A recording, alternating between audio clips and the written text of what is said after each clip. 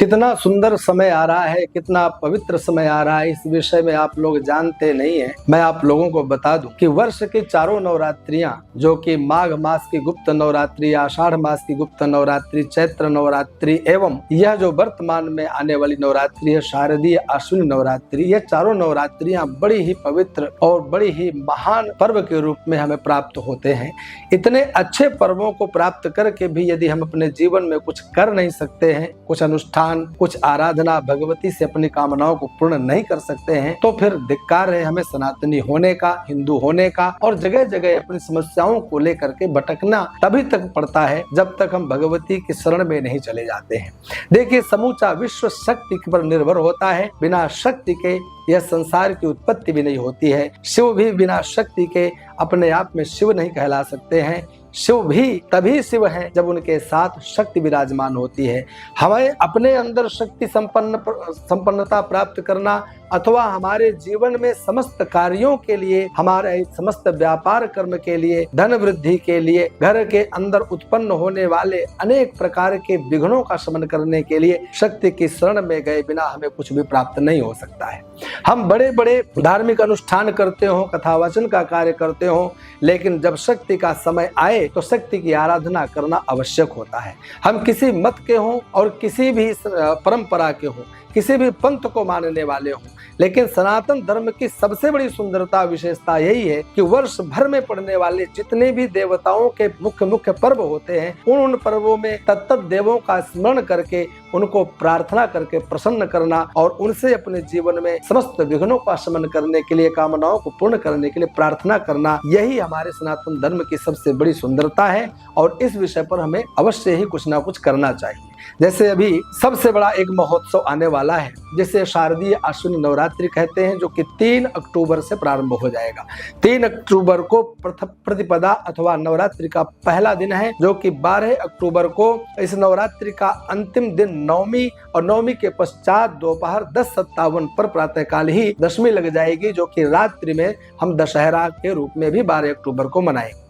इन 9 दिनों में हमें क्या करना चाहिए, इस विषय पर मैंने आप लोगों को एक मुहूर्त एवं मुहूर्त के साथ साथ संक्षिप्त रूप से क्या करना चाहिए इस विषय पर भी बताया था, आप लोगों ने सुना होगा। आज उसी विषय पर पुनः मैं आप लोगों से निवेदन करता हूं कि आप लोगों के घर में किसी भी चीज की कमी नहीं है। कोई ये नहीं कह सकता कि मेरे पास धन नहीं है तो मैं पूजन नहीं कर सकता। यहाँ धन की प्रधानता नहीं है, आपके भाव की, आपके भक्ति की, आपके अंदर दृढ़ता की प्रधानता होनी चाहिए।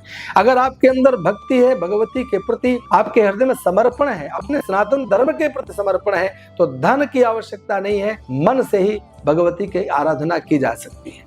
घर में एक मिट्टी का कलश आप ला ही सकते हैं। एक मूर्ति अगर पीतल के सुधातु की नहीं तो कम से कम एक भगवती की छवि, एक तस्वीर घर में ला करके व्यवस्थित कर सकते हैं। लाल कपड़ा बिछाएं, उस पर भगवती की छवि या मूर्ति को विराजमान करें, सामने कलश की स्थापना करें, गणपति भगवान को बैठा दें और वहीं पर थोड़े से मिट्टी में जवारे बो दें, जवांकुर बो दें। एक अखंड ज्योति आपके घर में पीतल या किसी धातु की नहीं है तो आप अपने घर में मिट्टी का अखंड दीपक जला दें। अब बताइए, इसमें धन की आवश्यकता कहाँ पड़ी। ये भगवती को प्रसन्न करने के ये 5 प्रमुख कारण होते हैं, 5 प्रमुख अंग होते हैं: अखंड ज्योति, कलश, गणपति, जवांकुर एवं भगवती की छवि, मूर्ति या तस्वीर। इन 5 चीजों के प्रयोग करने मात्र से आप 9 दिन लगातार भगवती की आराधना करके अपनी कामनाओं को पूर्ण कर सकते हैं।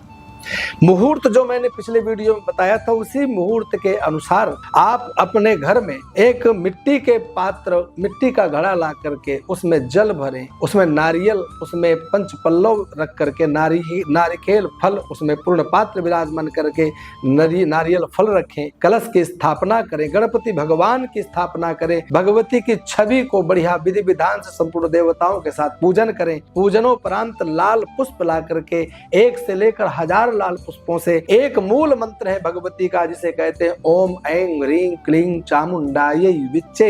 इसे कहते हैं नवारण मंत्र। 9 अक्षर वाले इस मंत्र को भगवती के पूजन में हर एक सामग्री को चढ़ाने में आप प्रयोग कर सकते हैं। आपको कोई मंत्र नहीं आते, मत चक्कर में पड़ी। आप जितना आपके हृदय में भावना, श्रद्धा है, उस श्रद्धा आस्था के प्रभाव से, नवर्ण मंत्र के प्रभाव से भगवती पर हर सामग्री चढ़ाइए। रक्त पुष्प आप कामना अनुसार, अर्चन का बहुत बड़ा प्रभाव होता है। मैंने बताया हर पूजन संक्षेप से कर लें, लेकिन अर्चन विस्तार से होना चाहिए। अर्चन के लिए मूल मंत्र एक, जिस मंत्र को मैंने बताया निवारण मंत्र, उस मंत्र के प्रभाव से अपनी कामनाओं को पूर्ण करने के लिए अलग अलग सामग्री आप चढ़ा सकते हैं।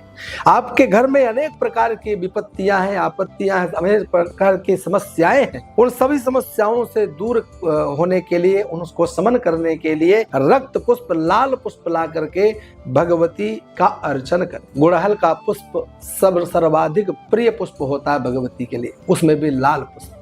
उस लाल पुष्प को ला करके 1 से लेकर 1000 पुष्प चढ़ाएं और अपनी कामनाओं को पूर्ण करें। आपके घर में लौंग है, इलायची है, आपके घर में अनेक प्रकार के मेवा है, आपके घर में फल हैं, इन सब सामग्रियां एक एक करके प्रतिदिन अर्चन के रूप में चढ़ाई जा सकती हैं और देवी से प्रार्थना करके अपनी समस्त कामनाओं को पूर्ण किया जा सकता है। और एक सबसे बड़ी एक विशेषता, वैसे तो ज्यादातर अनुष्ठान की परिपूर्णता हवन और पूर्णाहुति से होती है, लेकिन सज्जनों मैं तो कहता हूं आप प्रतिदिन घर में हवन करो। इससे सुंदर बात और क्या हो सकती है।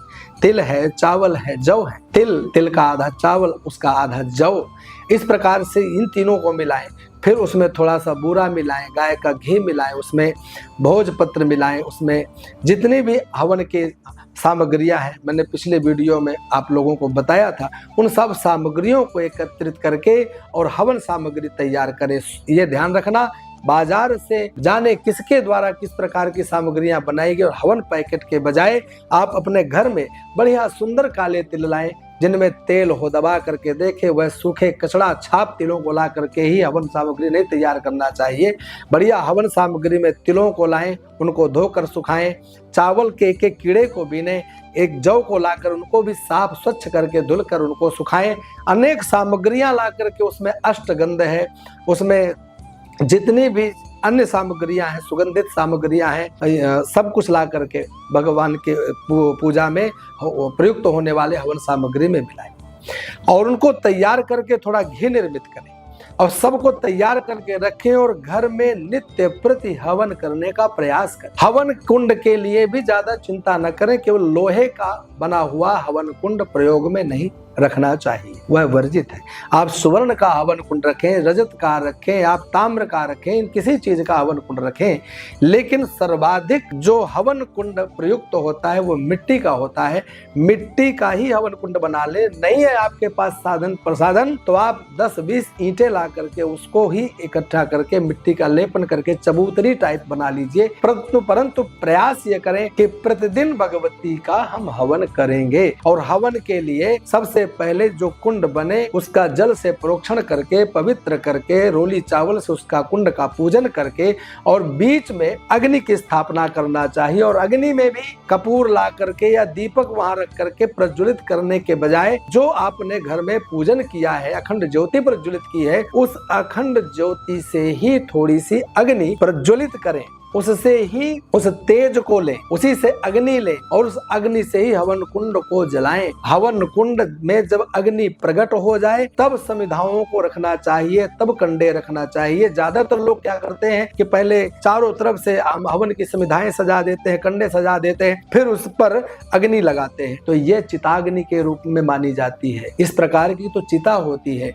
पहले लकड़ियां लगा दो चारों तरफ से, फिर उसके ऊपर में उसके पार्थिव शरीर को रख दो, फिर जाकर के अग्नि लगाओ। कभी भी इस प्रकार की भूल आप लोग मत करना। कभी भी हवन करना हो तो पहले हवन कुंड में हवन कुंड का पूजन, भूमि का पूजन और उसके पश्चात वहां अग्नि प्रकट करना चाहिए। पूर्व काल में अग्नि अरणि मंथन से प्रकट होती थी। आप प्रतिदिन के हवन में आप ऐसा नहीं कर सकते हैं, तो जिस अखंड ज्योति में दीप देवता का, सूर्य भगवान का आपने आवाहन किया है, उसमें सूर्य भगवान की प्रतिष्ठा की है, वह अग्नि प्रकट हो चुकी है। उस अग्नि से उधार अग्नि लेकर के तब हवन कुंड को अग्नि दें और उस पर फिर समिधा रखें, उस पर फिर कंडे रखें, गाय के गोबर के उपले रखें और पश्चात उस पर पहले 5 घी की आहुति दें। आपको कोई मंत्र स्मरण नहीं है तो आप केवल गणपति के 5 मंत्रों से आहुति दें और उसके पश्चात भगवती के इस नवारण मंत्र के 11, 21, 51, 108 जितनी आप आहुति दे सकते हो उतनी उस निर्मित साकल्य से आहुति दे। प्रतिदिन आहुति देने के बाद जल लेकर के और चारों तरफ हवन कुंड के उस जल को घुमा दे, प्रणाम कर ले और उसके पश्चात भगवती की आरती इत्यादि करके उस दिन का पूजन परिपूर्ण करना। बताने में आप लोगों को, सुनने में लगता होगा बहुत बड़ा कार्य है, पर सज्जनों आप लोग करके देखिए। प्रतिदिन मात्र 15 से 20 मिनट अथवा अधिकतम आधा घंटे का यह कृत्य रहेगा, परंतु इस कृत्य के प्रभाव से आप पवित्र होंगे, पूरा कुल पवित्र होगा, पूरा घर उस सुगंधित वातावरण से शुद्ध होगा। जितनी नकारात्मक आपके घर में ऊर्जा है उसका शमन होगा। आप अपने घर को पवित्र करेंगे, आप स्वयं पवित्र होंगे।